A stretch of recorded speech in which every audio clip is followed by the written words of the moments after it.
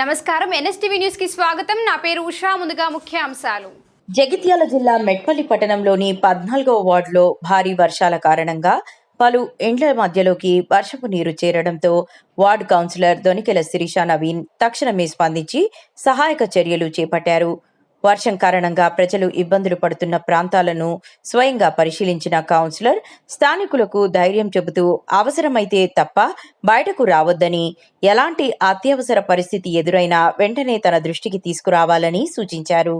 పట్టణంలో వివిధ వార్డుల్లో పాటు 14వ వార్డులో కూడా మొత్తం ఇళ్ల మధ్యలో నీళ్లు నిలిచిపోయినాయి. ఒక సముద్రంలాగా కనిపిస్తూ ఉన్నది, చెరువులాగా కనిపిస్తూ ఉన్నది. ఇక్కడ డ్రైనేజీలు కానీ సీసీలు కానీ చాలా ఇబ్బంది పడుతూ ఉన్నారు ప్రజలు. మొత్తం కూడా ఇళ్ల మధ్యలో నీళ్ళు వచ్చినాయి. పాములు, కప్పలు అన్నీ కూడా తేళ్లు, డ్రైనేజీ బరబర్ లేక రోడ్ల మీద నీళ్లు పొందుతూ ఉన్నాయి. మరి అధికారులు కానీ తక్షణమే దృష్టి పెట్టి ఇక్కడ ఉన్నటువంటి సమస్యను పరిష్కరించాలని చెప్పి నేను కోరుతా ఉన్నాను. ఎక్కడ కూడా మెట్పల్లి పట్టణంలో ముందస్తు చర్యల్లో భాగంగా మున్సిపల్ అధికారులు తక్షణమే ప్రతి వాళ్ళు కూడా ఈ యొక్క డ్రైనేజీ సమస్య కానీ సీసీ రోడ్ సమస్య కానీ ప్రధానంగా దాని ద్వారానే ఈ వర్షం వచ్చి రోడ్ల మీద నీళ్ళు వస్తున్నాయి కాబట్టి తక్షణమే పరిష్కారం చేయాలా. లేని పక్షం లోపల ప్రజలు చాలా ఇబ్బంది పడతారు.